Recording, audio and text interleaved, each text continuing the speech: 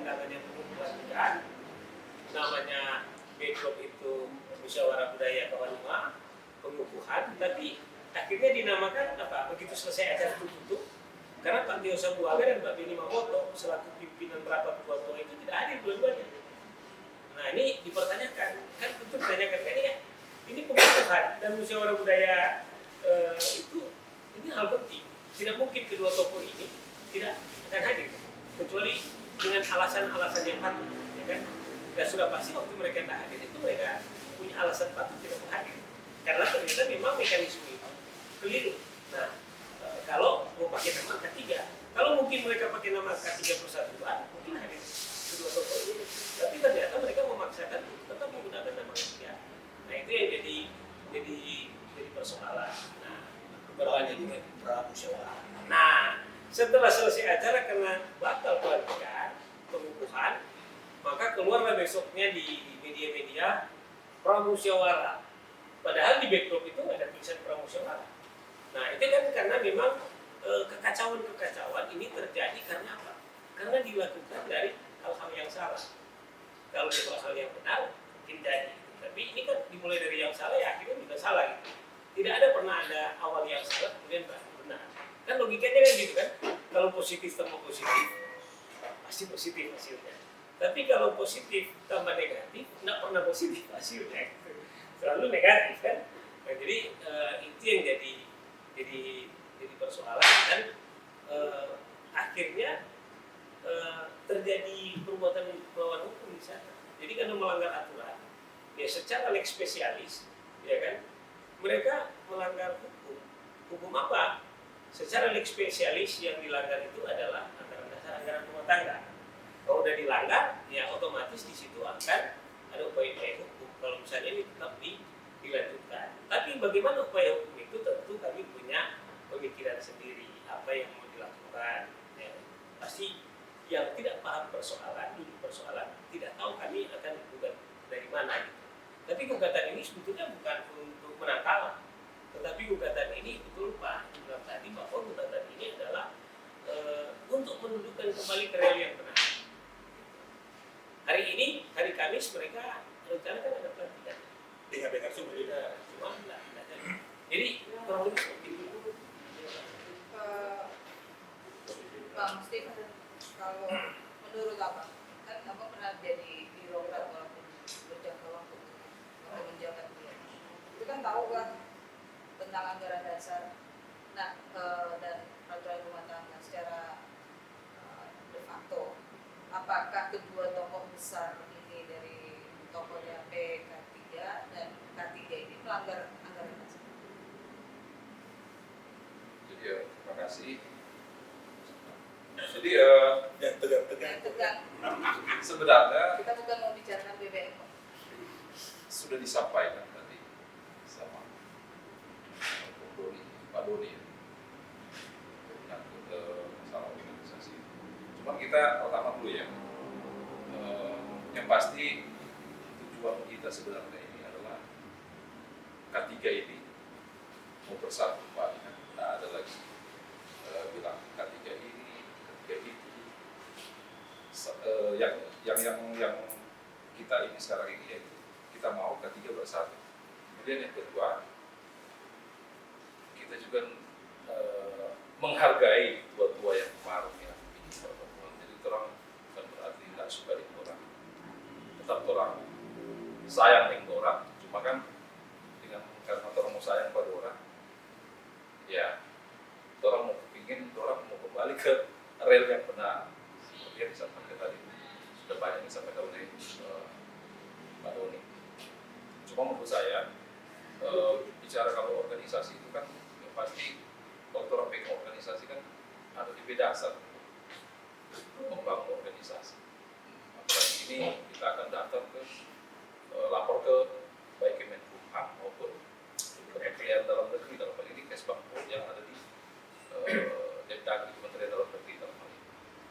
Jadi apa yang sudah dilaksanakan oleh kedua umum ini, ya, dalam hal ini yang terhormat Pak Sofi dan Jessica Tengger, itu hanya kalau saya pribadi lihat itu kan cuman kemauan sendiri pribadi, tidak membawa organisasi atau membawa tanpa melibatkan yang lain. Inspirasi. Aspirasi pribadi sendiri itu yang memang sudah bertentangan dengan anggaran dasar dan anggaran rumah tangga yang kita bikin bersama di saat MPA, musyawarah perwakilan anggota, kan gitu. Jadi ya, kalau kita lihat ya menyalahi aturan seperti yang sudah disampaikan oleh Pak Doni tadi. Nah, bagaimana orang mau sampaikan ini ke arus bawah akar rumput ini, khusus orang warga Karawang, menyampaikan hal yang jadi mengajarkan sesuatu yang salah. Kan kita sebagai mewakili ini yang kita ingin mau betul kembali ke benar, kita kan harus bersuara, harus menyampaikan yang benar biar sejarah organisasi ini ke anak cucu kita nanti ke depan orang akan menyampaikan yang benar. Ini loh betul mau ini mesti ikut yang ini. Tapi kalau orang juga ikut juga yang salah kan, ya istilahnya orang kita menuntut orang kita terisi di ikut sama-sama. Jadi ya inilah keterwakilan orang yang ingin organisasi ini ke depan mau lebih bagus, ya kan? Orang kepingin sekali itu persatuan. Nah, langkah-langkah yang sudah orang ini ambil sekarang ini ya menurut kita secara pribadi, nah, ini langkah yang sangat tepat. Jadi ya mudah-mudahan harapan untuk melaksanakan musyawarah perwakilan anggota luar biasa nantinya ini yang sedang direncanakan itu akan dilaksanakan dan akan sukses nanti. Dan nanti itu kan akan ada panitia yang akan dibentuk yang pasti akan konsolidasi juga dengan tokoh-tokoh kawan yang ada. Yang pasti yang tua-tua yang kemarin yang mendeklarasikan bahwa menyatu tapi orang tidak sadar bahwa itu salah. Pasti orang juga akan berupaya untuk membangun komunikasi dengan orang tanpa ada mereka ya. sekat. Iyalah, iya dong. Jadi bahkan begini, saya tadi iya, pertanyaannya kan apakah pelanggarannya? iya. Kan soal orang kan harus lebih jelas juga. Kalau ada orang bertanya, bagian mana anggaran dasar yang dilanggar?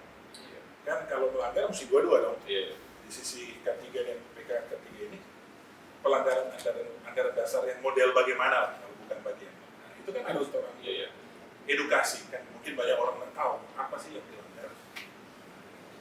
Jadi yang pasti kan kita sampaikan tadi bahwa yang dilanggar oleh kedua tokoh dalam hal ini ketua umum yaitu berjalan dengan aspirasi pribadi sendiri kan gitu. Padahal kan ini kita ada dasar, ada kan kepengurusan di situ. Kenapa tidak dilibatkan juga dengan sekjen, ada bendahara umum.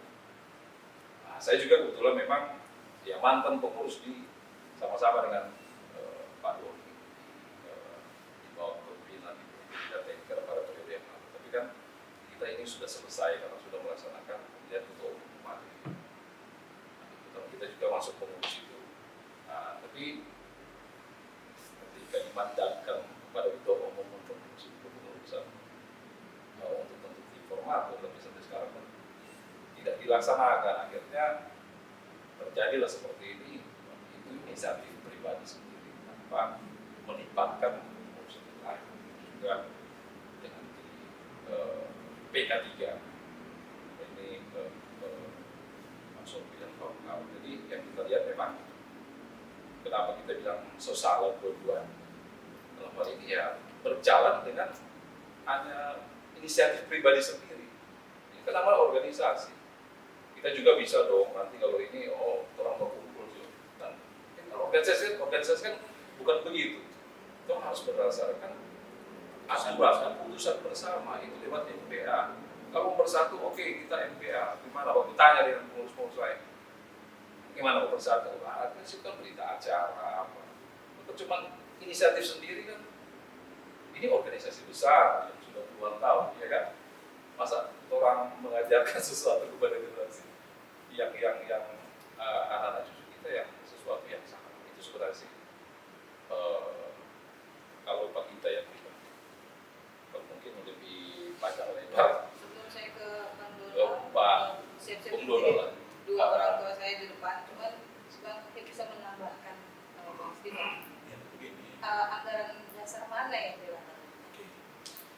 Saya mulai dulu dari proses yang terjadi di MPA 9 di K3. Tahun Yang barusan. Yang April 2 April. 2 April 2022. MPA ke-9 di K3 itu menghasilkan itu menjadikan mereka sebagai ketua. Mandat yang diberikan, mandat kepengurusan itu urusan internal mereka, tapi yang kemudian jadi eksternal adalah mandat penyatuan. Tidak boleh dilupakan bahwa MPA itu hadir karena diamanatkan di anggaran dasar, anggaran rumah tangga. Kalau tidak ada ini, tidak ada MPA. Oleh karena itu, ketika Ibu Angelika diberi mandat oleh MPA untuk menyatukan, maka Ibu Angelika tidak boleh melupakan anggaran dasar, aturan anggaran dasar, anggaran rumah tangga. Apapun proses negosiasi, apapun proses diskusi, harus ditarik kembali ke aturan itu. Aturan itu apabila di situ ada MPA luar biasa sebagai sarana untuk mempertemukan para anggota dalam tanda kutip bentuk kepentingan yang luar biasa. Secara umum, kedua belah pimpinan ini serius. Ketika dua pimpinan organisasi ingin meleburkan bukan menyatukan, meleburkan dua organisasi ini kepada satu organisasi yang baru, maka disitulah terjadi pelanggaran anggaran dasar. Sekarang begini, kalau kita sepakat organisasi K3 ini menyatu dengan apa yang dibuat kemarin, apakah K3 dan atau DEN itu sama? Dengan apakah K3 yang established 73 itu dengan PK3 yang ada sekarang masih ada atau nggak ada? Kalau menjawab, kalau udah dilebur jadi satu, otomatis nggak ada dong. Anggaran dasar masing-masing bilang untuk meniadakan organisasi ini harus MPA luar biasa dengan quorum yang lebih tinggi lagi. Ini berarti menghanguskan entitas yang ada kan? Nah, bagaimana bisa organisasi yang ada terdaftar di Kementerian Hukum dan HAM dan di SKT Kemendagri kemudian meniadakan diri sendiri? Sementara aturan sendiri bilang membubarkan organisasi ini, meniadakan organisasi ini harus dalam MPA luar biasa yang quorumnya tinggi. Saya lupa tepatnya berapa, tapi quorumnya tinggi. Berarti tidak segampang itu. Internal organisasi yang aturan organisasi mengatur tidak segampang itu. Kemudian dengan cuman kesepakatan meniadakan itu, ya berarti kan jadi levelnya menjadi amburadul. Kan berarti kan orang bersepakat begini, oke, kita sepakat bubarkan aja itu. Sudah dianggap nggak ada, kita udah menyatu. Ya nggak bisa seperti itu juga. Itu pelanggaran dasar fatal terhadap anggaran dasar. Mencoba bahasa saya, mencoba meniadakan dua organisasi ini dengan kesepakatan bersama. Sementara internal organisasi itu bilang membubarkan ini mesti quorum tinggi sekali, tingkat quorumnya 3/4 malah kalau nggak salah, bukan setengah tambah satu, malah 3/4. Izin tanya, apakah ini one man one vote atau pemilihan? Oh iya, kalau keanggotaan kita kan di K3 itu one man one vote, tapi keanggotaannya bukan perorangan. Keanggotaannya itu adalah disebut rotasi. Roong itu perkumpulan kampung, Tarana perkumpulan keluarga, baru fungsional. Profesi ini kayak saya masuk di profesi ini, fungsional yang C-nya itu itu yang jadi anggota. Maka karena saya sebagai ketua umum alumni IKIP Unima domisili di Jakarta dan sekitarnya, maka saya sudah mendaftarkan organisasi saya menjadi anggota K3. Dengan demikian dari 2017 kemarin itu kita sudah memiliki hak satu suara, sudah hadir. Nah, maka karena sudah memiliki hak satu suara, kami jadi stakeholder di sana. Nah, untuk membuka organisasi ini kan harus ada persetujuan dari stakeholder. Memang one man one vote itu mekanisme voting kan. Tapi di K3, baik di kedua sisi itu mengenal tentu asas yang pertama, musyawarah dalam mufakat, diskusi untuk apa? Untuk ya misalnya pemilihan ketua. Tapi semua musyawarah dan mufakat itu harus diberlangsungkan dan dilaksanakan dalam yang namanya MPA. Semua yang di luar sana silakan, tapi hasil itu harus masuk ke MPA. Jadi di MPA itu kan musyawarah perwakilan anggota. Jadi musyawarah para anggota ini yang kemudian menelurkan keputusan setuju atau tidak. Jadi ada mekanisme itu. Kalau mekanisme musyawarah mufakat tidak terjadi, dan biasanya sih tetap terjadi, baru kemudian kita voting. Tapi ya kalau bicara aturan ya memang one man one vote. One man one vote berarti bukan satu orang ya, tapi satu kelembagaan yang terdaftar di situ. Nah, semua yang terjadi saat ini menabrak dan melanggar semua itu. Jadi kemudian orang teriak-teriak kami mendukung persatuan, kami juga mendukung persatuan, cuma persatuan yang bagaimana gitu kan. Ya istilah kasar saya beginilah, kemana? Kita sudah matang dalam organisasi, ayolah kita fair-fair lah gitu kan. Fair-fair gitu. Kan begini, anggaplah betul, anggaplah yang mereka deklarasikan dalam musyawarah tua-tua jadi. Mereka tetap bikin anggaran dasar juga kan. Gak mungkin kan mereka tidak punya otak. Nah masa anggaran dasar, anggaran rumah tangga menjadi patron utama organisasi, nanti juga teman-teman itu akan buat atau diadakan, kemudian pada akhirnya diabaikan. Oh, kalau buat keputusan gak usah kayak itu, ngapain dibuat gitu. Kalau itu akhirnya janganlah, kita udah matang-matang lah gitu, kita lurus-lurus saja. Sekali lagi, persatuan itu proses, bukan dipaksa. Nah, proses itu harus semakin banyak orang terlibat, diskusi, dan aturan yang benar. Jangan, kan begini, kalau cuma 16 orang, karena saya lihat yang tanda tangan dokumen itu kan cuma 16 orang. Berarti cuma 16 orang ini bersepakat dengan segala rasa hormat, bukan mengabaikan kapasitas teman-teman yang bersepakat itu. Tapi kita juga kan bagian kawan-kawan. Kalau 600 orang atau 6.000 boleh. Nah, kalau 16 orang kemudian menyatakan kesepakatan, nah cuma sedikit orang membuat kesepakatan melanggar aturan organisasi. Terus apa kita harus bangga dengan itu? Sekali lagi loh, teman-teman kawan-kawan, mohon maaf, kami ini tidak sama sekali lagi tanya deh, seantero orang kawan-kawan, mana ada yang tidak mau bersatu? Pasti kita mau bersatu. Kita ada sepakat bahwa kita gunakan bahasa Spanyol. Bahasa. Iya. Oh iya. Tanya juga pada orang semua. Tanya juga pada orang semua kalau ada orang kawan-kawan, apalagi Jakarta ini yang mau bersatu. Yang jadi persoalan sekarang begini, orang akan tanya tuh, siapa yang dari 10 tahun lalu? Beda. Bedanya begini, ini kan anggaplah Sopica dari 10 tahun lalu.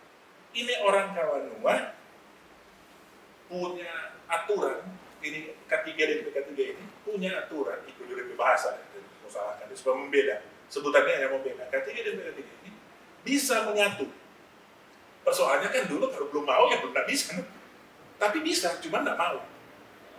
Bisa, nggak mau kan berbagai alasan, masih ego, masih sakit hati, mungkin masih apa. Tapi sekarang dengan kejadian aneh begini, ulangi. Tapi sekarang dengan kejadian aneh begini, ternyata orangnya boleh kok sebenarnya. Sekarang kenapa? So mau. Ketika ini dua kelompok di bawah cerita, orang mas satu juga. Ada goodwill. Nah, so mau dulu bisa, nggak mau. Sekarang bisa. Sekarang so mau. Sekarang orang so mau, orang tanya. Ini so mau ini bisa nggak? Ternyata bisa. Dengan apa? Koridor organisasi. Sebenarnya gampang kan. Terpaksa ini mesti ada pembelajaran untuk paling tahu anggaran dasar. Anggaran dasar K3 dengan anggaran dasar PK3 mengatur begini. Syarat utama. Kalau mau bikin MPA luar biasa, memilih ketua, apa yang terjadi? Apa yang harus terjadi? Tidak ada ketua tentunya. Nah, MPA biasa sudah terjadi. Di sebelah MPA biasa diberikan sudah jadi ketua. Kalau di sini orang bikin juga MPA biasa dan terpilih jadi ketua, berarti sudah 2 ketua. Nah, kalau ini 2 ketua terpilih bilang begini, misalnya, terima kasih teman-teman sudah memilih saya, tapi saya menyatakan menolak dan tidak menerima ini. Kan sudah terpilih ketua tuh. Otomatis kan berarti harus ada MPA luar biasa untuk mengganti ini ketua.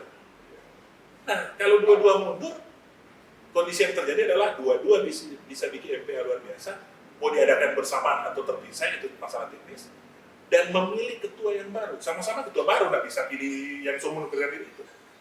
Secara kepengurusan pasti menyatu lah. Nah, di bawah di bawah mau ikut atau enggak, ya mau nggak mau harus ikut kan, karena ini mekanisme organisasi. Itu sebenarnya sesimpel itu. Kenapa nggak terjadi dulu? Ya karena belum mau. Kenapa belum mau? Banyak kepentingan. Nah, seperti tadi, sekarang sudah mau dan bisa ternyata. Ternyata bisa, kajian organisasi bisa. Nah kalau ini bisa, ya sudah, kembali aja kepada yang bisa ini.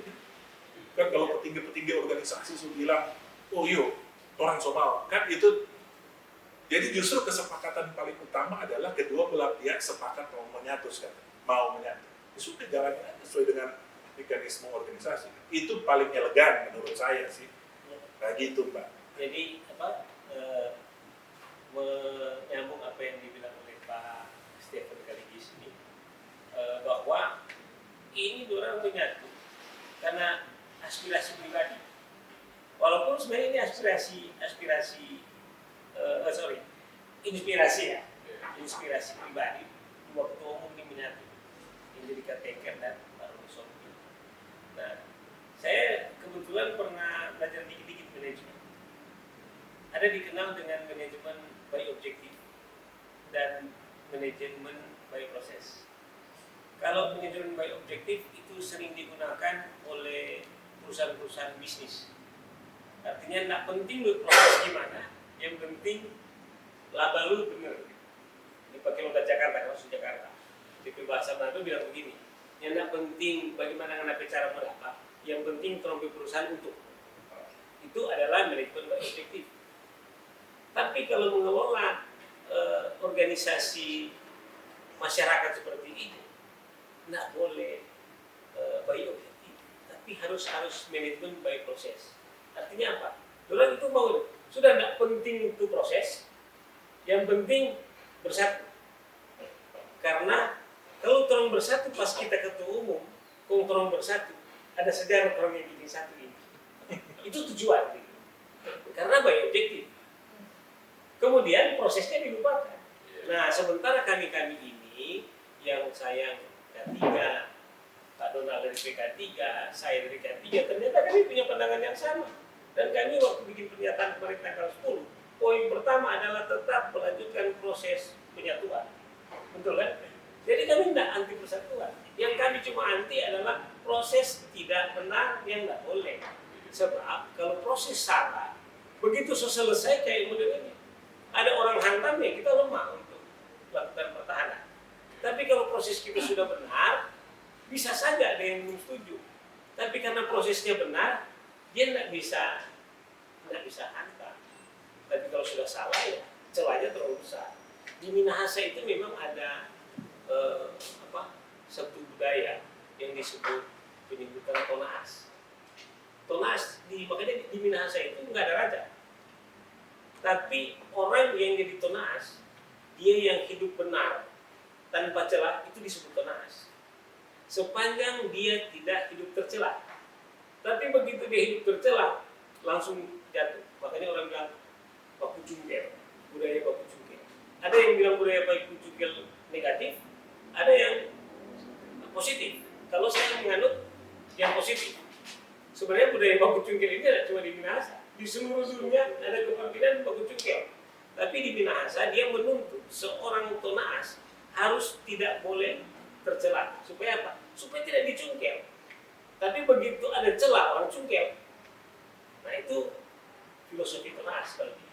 Kalau sudah disebut tonaas, memang sudah mesti jaga kehidupan pribadi, ya kan? Harus betul-betul sesuai aturan. Tidak boleh membenarkan sesuatu proses yang salah dengan mengatakan bahwa ini musyawarah budaya. Budaya mana? Ya kan? Orang Minahasa punya budaya itu selalu mau yang benar. Kalau you nggak benar, you pasti dicungkel, ya kan? Bapak-bapak, dua ini belum saya dengar nih pendapatnya. Tadi kan kita udah dua tonas Itu Berat itu kalau bahasa tonaas berat kan. sana dari PK3. Saya berdiri di tidak ada di mana sana. Ya. Sekarang sudah kejadian. Bisa suka. Jadi mewakili warga itu. Menyatu, sini suka juga. Ya. Dari kacamata saya melihat PK3 tadi ada cerita bahwa persen, artinya kekosongan. baru. Boleh ya? Boleh. Di K3 juga begitu. Karena kejadian sekarang, artinya masih tetap ada dua organisasi. Ya. Memang yang sekarang yang bahaya adalah gini, karena Angelika Tengker gagal menyusun kepengurusan, jadi K3 sekarang memang posisinya vacuum of power. PK3 juga begitu. Karena ketua umum sudah bikin pernyataan kemarin, itu kekosongan di organisasi wasekjen. Tapi sebenarnya punya tujuan yang sama untuk supaya Ya, karena kalau menyatu ini merubah bagaimana ya segala macam yang ada di legal-legal itu. cuma memang akhirnya masuk logika seperti yang dibilang tadi. Tapi kalau kedua figur ini dianggap gagal dan melanggar, waktu MP luar biasa, otomatis secara logika masih bisa nggak dicalonkan Pak Komisioner ketika tidak? Karena persen tadi belum Ya, artinya secara utuh organisasi tetap masih real. ya, K3 juga begitu. Nah, jalan keluarnya sekarang tonas-tonas ini mesti diberitahukan. Kalau mau menyatu itu pun, apakah PK3 itu mau dibubarkan? Atau K3 yang mana tetap menggunakan kata K3? Atau K3 apa tadi? Persatuan. Beliau pengurus yang lebih paham. Karena posisi saya nggak bisa dari sini, cuma ikut menjaga dengan kita itu. Menurut kacamata saya, sedikit banyak normalisasi tadi ada cerita teori ekonomi tahun 95 saya belajar itu. Dan saya S2 di perencanaan wilayah kota ini, dengan teori ekonomi makro. Nah, penyatuan dua organisasi ini yang digagas sekarang menurut versi sana versi sini gagal. Supaya nggak gagal, beliau ini kan mau supaya nggak gagal. Nah, sekarang solusinya apa mau dibuat? Nah, itu yang solusi ada solusi nggak? yang dari mau Pak? saya tanya ke bapak-bapak sebagai tadi Eh, kan tonaas. Ya, Apa yang harus dilakukan? Kalau menurut saya mungkin belum mau menjawab untuk apa yang akan dilakukan. Saya dari salah satu di K3. Ketika MPA, ini supaya jelas, ketika MPA pada tanggal 2 April itu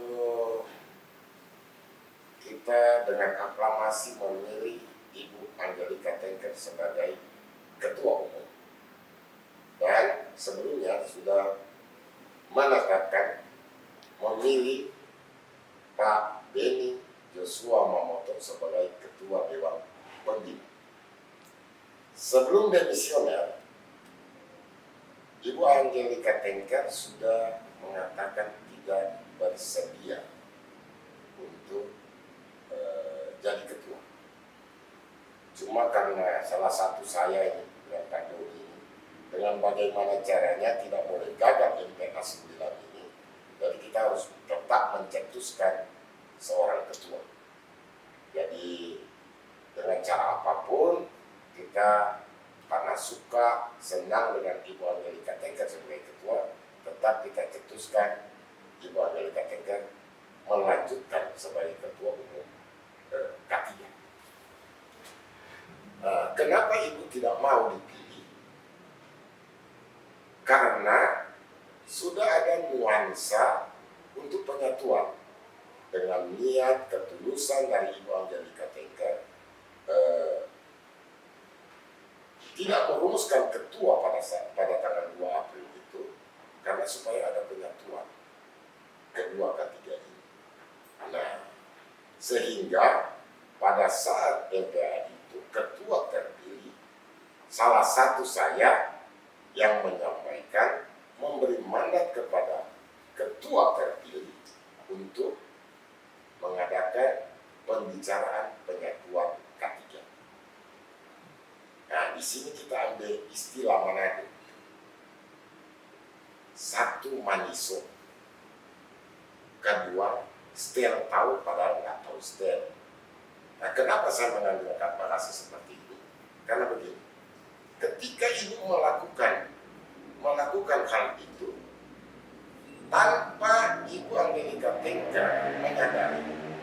bahwa di PK3 sudah ada angket yang berjalan bahwa apabila akan diadakan penyatuan, ketuanya bukan Angelika Tengker, bukan Pak RFS, jadi harus ambil yang baru. Nah, kalau saja Ibu tidak punya niat penyatuan atau kita melaksanakan karena ADART semuanya sudah bagus, ADART K3 akan dilaksanakan oleh K3 yang baik. ADART PK3 juga akan dilakukan oleh pengurus PK3 yang berarti baik. Cuma karena ada niat penyatuan ini, sehingga Ibu gagal melaksanakan tugas pokok. Betul. Untuk membentuk tim formatur untuk selanjutnya membentuk kepengurusan, dan itu selama 3 bulan. Nah, sudah lewat lama. Nah, Ya. muncul formatur tunggal yang tidak ada di dalam anggaran dasar dan anggaran rumah tangga. Tiba-tiba tanggal 26 muncul penyatuan. Nah, muncullah penyatuan ini, dua-dua ini salah kaprah. Sama-sama melanggar ADART dari masing-masing organisasi. Karena organisasi itu resmi, dua-duanya punya izin. Itu warga negara berhak itu membentuk organisasi sosial dan kemasyarakatan. Nah, karena niat penyatuan ini dengan tidak berdasarkan kesepakatan pengurus di PK3 yang dibawa Pak Roni, Ibu Angelika juga tidak melangkah sendiri, sehingga terjadilah penyatuan ini. Jadi kacau, kan berarti kita tidak mau ada penyatuan. Penyatuan itu bagus, semuanya mau. Seperti sekarang ini ketika kita ada pembahasan, ternyata mau K3, PK3 menyatukan buat kesepakatan menyebutkan kedua-dua anggaran dasar dan anggaran rumah tangga, dan kita melakukan MPA luar biasa. Berarti ketika kita melakukan MPA luar biasa, bukan ketuanya bukan Ibu Angelika lagi atau Pak Roni lagi, berarti kita merumuskan ketua baru. Nah, itu baru bisa bersasar. Kita mengikuti keinginan dari PK3 dan keinginan dari. Kenapa saya katakan tadi Maniso dan Stel tahu tapi tidak tahu Stel? Di sana ada angket kok, bukan Roni Sompi, bukan Angelika Tengker yang sebagai ketua. Kenapa nggak jalankan aja masing-masing organisasi yang resmi? Itu tetap ngotot mengadakan penyatuan, akhirnya salah kaprah pelanggaran anggaran dasar dan anggaran rumah tangga. Nah, dengan mengatasnamakan tua-tua itu dan terbentuknya organisasi baru seperti yang dikatakan tadi, K3 Persatuan, saya pribadi maupun atas nama organisasi saya menyampaikan selamat kepada Ketua Dewan Pembina baru Pak Roni Sompi dan Ketua Umum Ibu Angelika Tengker sebagai Ketua Umum dalam K3 Persatuan. Saya kira jelas-jelas saja. Jadi harapan Bapak apa? Lakukan MPA for orang kawan gua. MPA luar biasa. MPA luar biasa. MPA luar biasa. Versi mana dulu? Semua, Oh, tidak ada versi.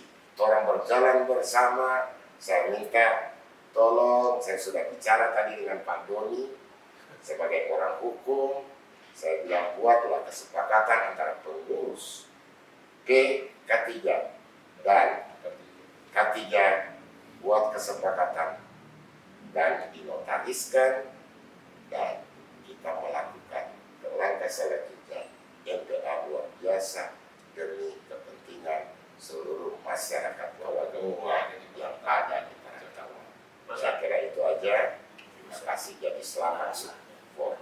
dari Pak Roni Sobri dan Ibu Angelika Tengkar.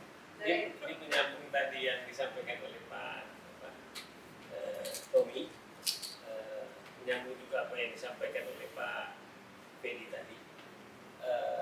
Solusinya bagaimana? Ya kan itu paling penting nih. Dalam situasi ini solusi kayak gimana? Kami, saya stakeholder ketiga